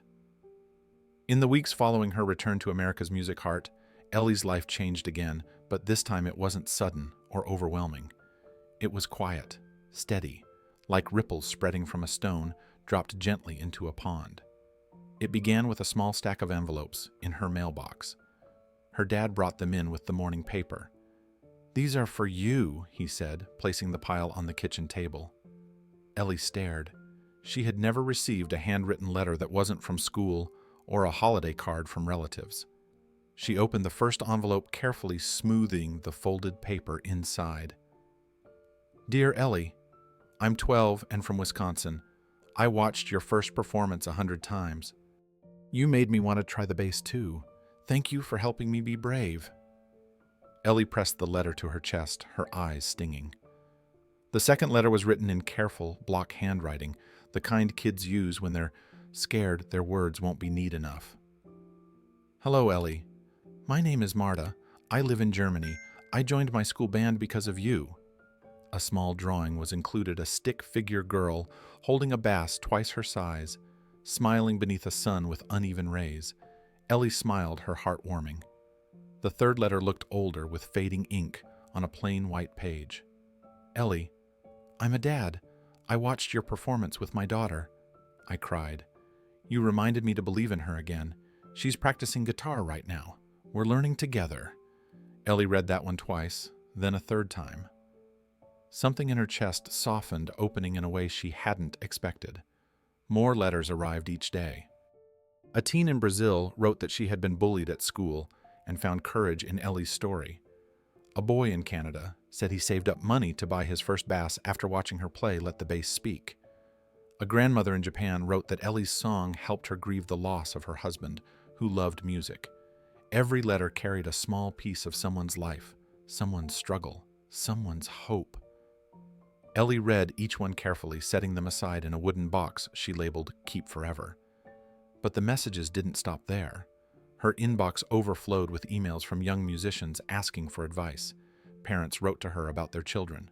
Music teachers sent videos of classrooms playing her song. Local newspapers asked for interviews. International fan pages compiled her quotes into posts that spread across social media. One evening, as she sat on her bed surrounded by envelopes, postcards, and hand-drawn bass guitars, Ellie realized something powerful. Her story had become bigger than her. It wasn't about a viral moment or a signature on her bass. It wasn't about the talent show anymore. It was about kids who felt invisible, artists who had no money for instruments, parents trying to understand their children, anyone who needed a reminder that their voice mattered. Ellie picked up her laptop and began to type. Ellie opened a blank page on her laptop and stared at the cursor, blinking patiently. She wasn't trying to write a speech or make an announcement. She just wanted a place where people like her kids with secondhand instruments, teens who felt small, adults who had forgotten their dreams, could gather and feel seen. She began typing the first paragraph. "Hi, I'm Ellie. If you're here, maybe you're like me. Maybe you love music but don't always feel brave enough to play.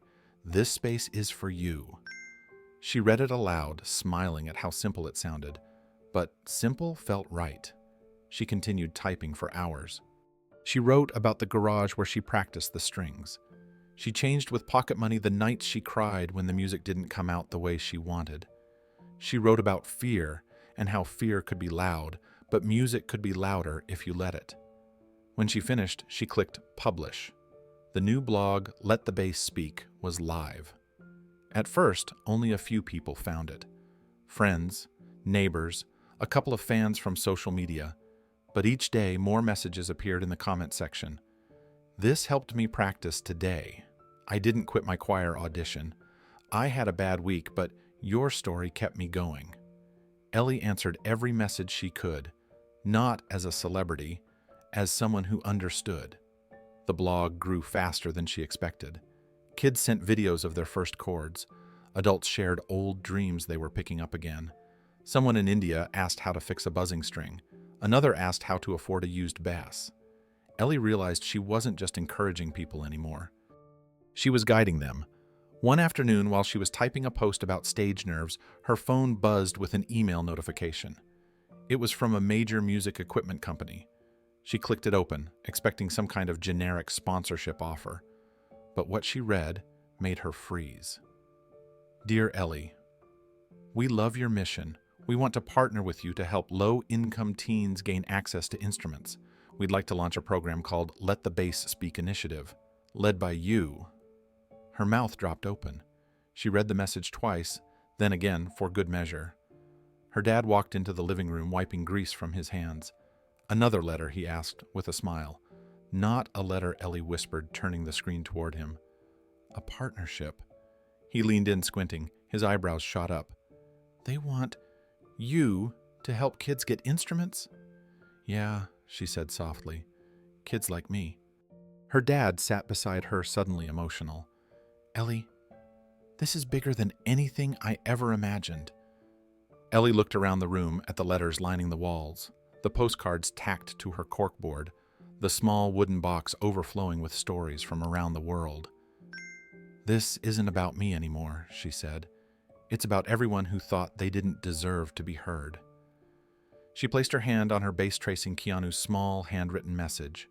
"The music was always inside you." She felt those words again, not just as encouragement, but as a responsibility. She nodded to herself, closed her laptop, and picked up her bass. "I'm ready," she said. The benefit gala was held in a restored brick community center on the quiet side of Los Angeles. No red carpet, no paparazzi, no booming speakers or flashy lights.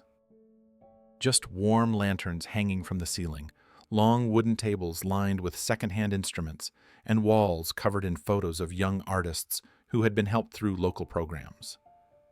This was exactly the kind of event Ellie cared about. She had been invited to perform as a special guest and to speak briefly about the Let the Bass Speak initiative, which had already given dozens of teens their first instruments. The invitation had surprised her at first, but as she stepped into the room, she knew why she'd been chosen. This place wasn't about fame. It was about beginnings, about the soft spark before a fire. Ellie held her repaired bass carefully as she walked toward the small stage at the far end of the room. Guests gathered quietly around circular tables, artists, teachers, donors, and families who had been touched by her story. Some recognized her immediately and waved, others whispered to their neighbors, pointing gently in her direction. But it wasn't overwhelming. It felt like family. She stepped behind the microphone. "Thank you for inviting me tonight," she said softly. "A year ago, I stood terrified on a stage, thinking I didn't belong anywhere in music. Tonight, I'm standing here because people believed in me when I didn't believe in myself." The room listened without a sound. Ellie lifted her bass. "I'd like to play a piece I wrote for this event. It's called 'Home is Where the Music Finds You.'" The first note hummed through the hall, warm and full-bodied. Ellie closed her eyes, letting the sound expand.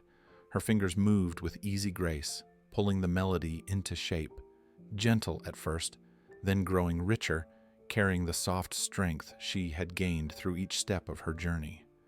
People watched silently, some swayed, some held hands, a few quietly wiped tears. Ellie felt completely present, entirely grounded. The notes vibrated through the wooden floorboards, filling the space with something comforting, something human. And then halfway through the song, she felt it, a presence, not loud, not attention-seeking, quiet, steady, familiar. She opened her eyes for just a moment and scanned the back of the room. Near the exit, wearing a dark hoodie with the hood pulled down, stood Keanu Reeves. He wasn't surrounded by a crowd. He wasn't being filmed or interviewed. He was simply watching her the way he had watched her. The first time, hands folded, posture, relaxed expression, soft with pride. He gave her a small nod. Ellie almost smiled mid-song, but she held her focus. She let the final notes bloom and fade in the air, allowing the silence afterward to settle naturally, like the pause between heartbeats. Applause rose gently, warm, sincere, not overwhelming. When she stepped off the stage, she didn't walk toward the donors or the reporters waiting to speak to her. She walked straight to the back of the room, toward him. Keanu didn't move as Ellie approached. He simply stood with his hands tucked loosely into the pockets of his hoodie, waiting, not expectant, not awkward, just present, like he always was. When Ellie reached him, she didn't speak right away. She just looked at him, really looked at him. Not as a movie star, not as the man whose signature sat on her bass, but as the person who had stepped beside her on the day everything almost fell apart. For a moment, they just stood there, both quiet, in a way that felt comfortable. Then Ellie stepped forward and wrapped her arms around him. It wasn't a dramatic hug. It wasn't long or showy. It was simple, genuine, and full of a year's worth of gratitude that words would never match. Keanu hugged her back with the same gentleness he had shown her on stage a year earlier, as if he understood everything she wanted to say without her speaking at all. When she finally pulled back, she whispered, "Thank you for standing beside me." Keanu smiled. The bass did the rest. She laughed softly, shaking her head. "You always say that." "Because it's true," he replied. But she knew better. The bass might have carried the notes, but he had steadied her when she couldn't steady herself. And some kindnesses echoed longer than any melody. They stood together for another quiet moment, watching the crowd mingle around them. Families were taking photos near a wall of donated instruments. Kids were tapping rhythms on tabletops. Volunteers walked around with trays of lemonade.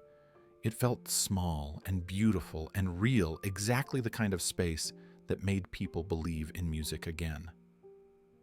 Keanu glanced at Ellie's bass. "You kept it in good shape," he said. She nodded. "It's been through a lot with me." "And it still will," he said softly. "You're just getting started." Ellie swallowed, feeling a lump rise in her throat. "I wish I could tell you how much everything you did meant." "You already did," he said. "You walked back on that stage last year. And tonight you showed everyone what happens when you don't give up on yourself." Ellie blinked hard, steadying her breath. A photographer approached hesitantly. "Ellie, would you like a photo for the gala page?"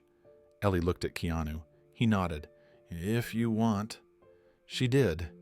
They stood side by side, no dramatic pose, no staged expression, just two people who had met at the intersection of fear and kindness, smiling softly for a camera that didn't know the deeper story behind it. The flash went off. The photographer thanked them and walked away. Keanu stepped back, adjusting his hoodie. "I should get going," he said. "Big crowd tonight." Ellie nodded. "Will I see you again?" He smiled, not sad, not distant, just honest. "Maybe, maybe not, but you'll keep playing. That's what matters." She nodded. He gave her one last small wave and slipped out the side door as quietly as he had slipped into her life the first time. Later that night, when Ellie returned home, she printed the photo and placed it in a frame on the wall above her practice corner. Not as a trophy, not as proof, but as a reminder of the moment she learned that sometimes the gentlest gestures leave the deepest marks. A full year had passed since the benefit gala, yet Ellie still kept the framed photo of herself and Keanu on the wall above her practice corner. Not because she needed to remember him, but because she liked remembering the moment, the soft lights, the warmth in the room, the quiet reminder that kindness could shape a life. Ellie's days looked different now.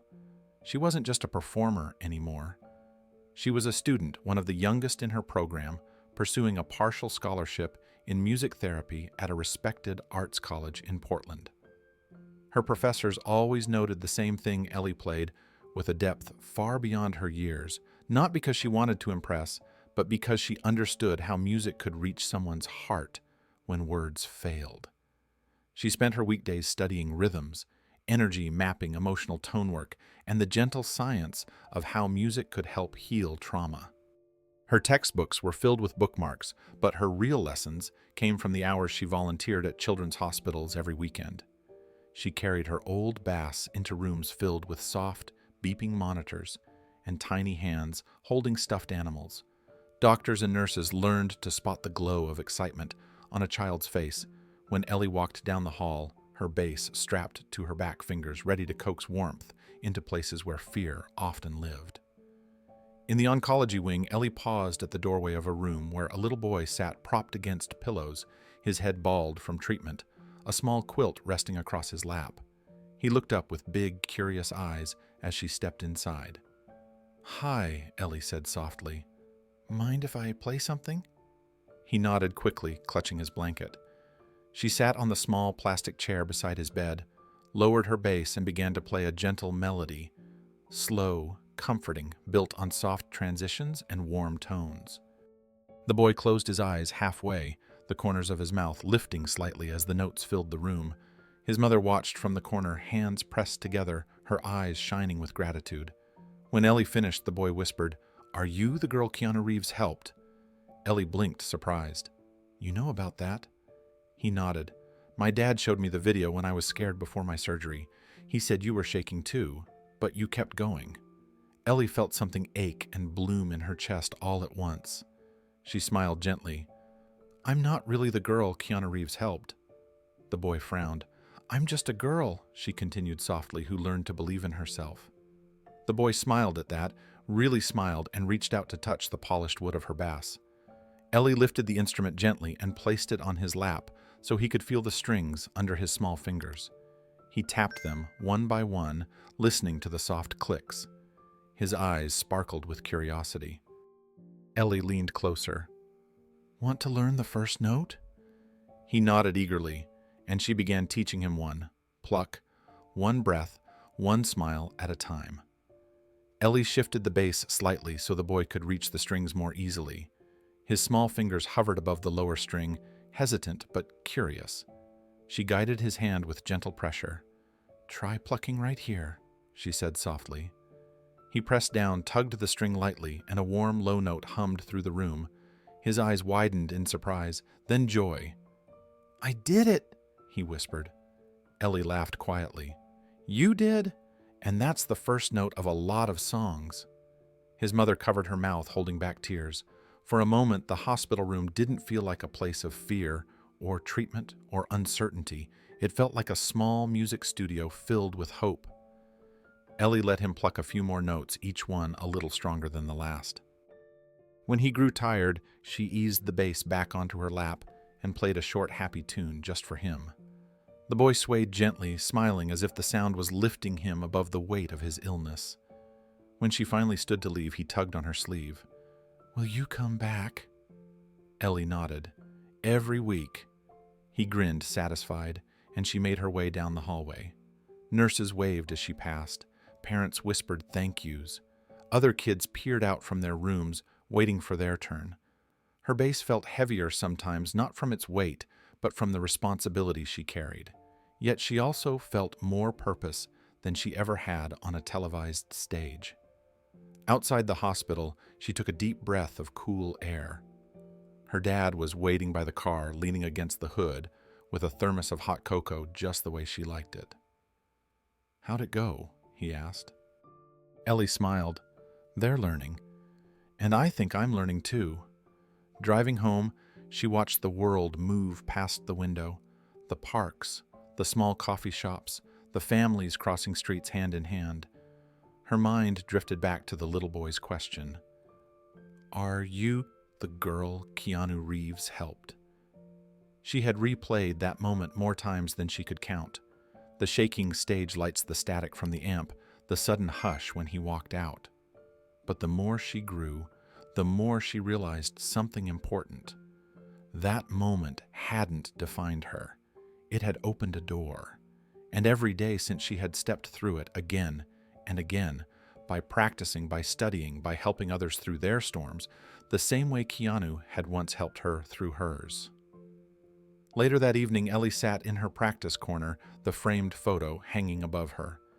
She plucked a slow, reflective line on her bass, letting the notes drift across the room. Her fingers moved with quiet purpose, shaped by a year of growth, compassion, and resilience. She thought about the boy in the hospital, the way his face lit up when he made that first note. She thought about kids around the world writing to her, telling her they had picked up instruments because of her story. She thought about the cycle of kindness, how it didn't end with one moment, or one person, or one act. It kept flowing handed from one heart to another, like music carried across generations. Ellie set down her bass gently and looked up at the framed photograph, her and Keanu, smiling softly in the warm glow of the benefit gala. "Thank you," she whispered, not just to him, but to the path that had led her here. And with that, she picked up her bass again, because there were more hearts to reach, more kids to teach, more music to give. There are moments in life that seem small on the surface. A trembling hand on a bass string, a quiet step onto a dimly lit stage. A single note played through fear. Most people don't notice these moments. They pass by unnoticed, swallowed by bigger voices or brighter lights. But sometimes the people who look the smallest on stage carry the biggest music in their hearts. Ellie Carter learned that truth one note at a time. She didn't grow up with expensive lessons or glossy instruments. She didn't have the confidence that some kids are born with. She didn't walk into her first performance expecting applause. She walked in hoping she wouldn't fall apart. And yet from that fragile beginning came a story that crossed oceans, traveled through screens, and touched people who never met her.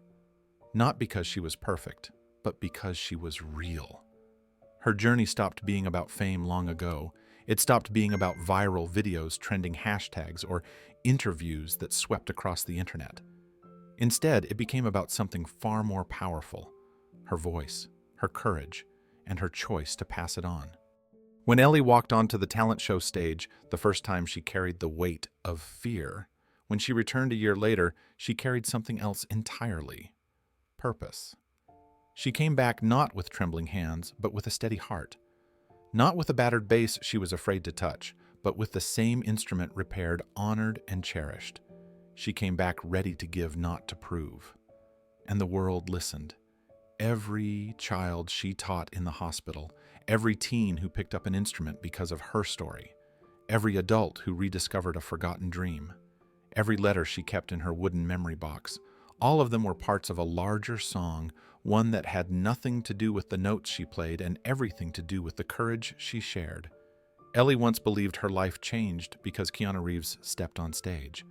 But over time, she realized something deeper. People don't change your life by giving you the answers. They change it by reminding you that you already have your own.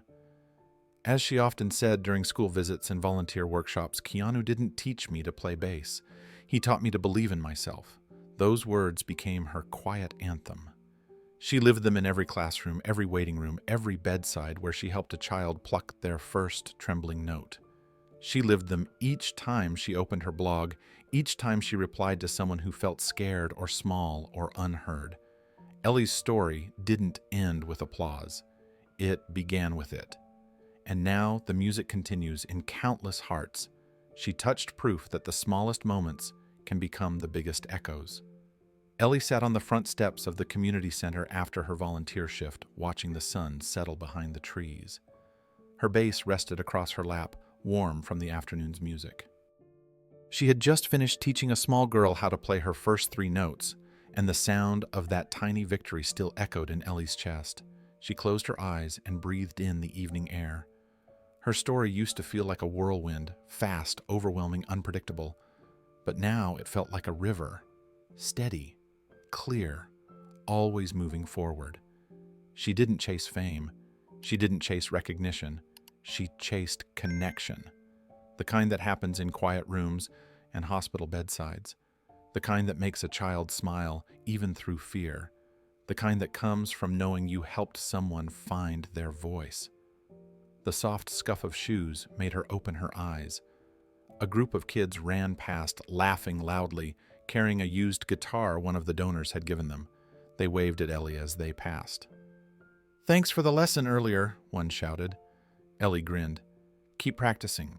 As they disappeared around the corner, she thought again about how one moment, one trembling performance, one quiet stranger stepping on stage had started all of this. She leaned back against the stair and let her thoughts drift to Keanu. She still didn't see him often. Their paths rarely crossed. He didn't send messages or check in regularly. He had never treated their connection like a story to maintain or a friendship to publicize, but in a way that made the impact stronger. Some people don't stay in your life forever. Some simply arrive at the exact moment you need them, place a hand on your shoulder, and remind you that you are capable of standing on your own. Then they step back, because the rest of the journey belongs to you. Ellie understood that now. She opened her eyes and looked down at her bass. Keanu's handwriting still rested near the bridge, steady, simple, honest. The music was always inside you. She traced the words with her thumb. She knew now that they weren't just about bass or performance. They were about life. They were about finding courage in the moments when fear tries to drown you. She whispered softly to herself, "Thank you," not as a message to Keanu, not as a message to the crowd, but as a message to the girl she used to be, the one who almost ran off that stage. A gentle breeze passed. Ellie stood, slung the bass over her shoulder, and began walking home. Her dad would be waiting in the kitchen, probably cooking dinner while humming off key to a Dogstar song. The thought made her laugh. On her walk, she thought about the future, about the kids she would help, the music she would create, the lives she hoped to touch. She knew she wasn't done learning. She wasn't done growing. And she definitely wasn't done giving back. Every step echoed with quiet confidence. Every movement felt like part of a larger rhythm. Every breath felt like its own note in the song she was still writing. As she reached her house, the porch light flicked on. Her dad leaned in the doorway. "You're late," he teased. "I was teaching," she said with a smile. He nodded proudly. "Doing what you were meant to." She stepped inside, and for a moment she paused in the hallway, looking at the framed photo of her and Keanu. The warm glow from the lamp lit the edges of the picture. A reminder, a beginning, a spark she would spend her life passing forward. She whispered her final reflection aloud, not for anyone else, but because she needed to hear it. "Keanu didn't teach me to play bass. He taught me to believe in myself." The word settled softly into the room, as gentle as the first note she ever played on stage. And now, it was time to pass the music on. As this chapter of Ellie's journey closes, we leave you with a few questions, ones that have the power to open your own story. Have you ever had someone quietly change your life? Tell us in the comments. What would you say to the person who once believed in you? And finally, what story should Keanu inspire next? Let us know below.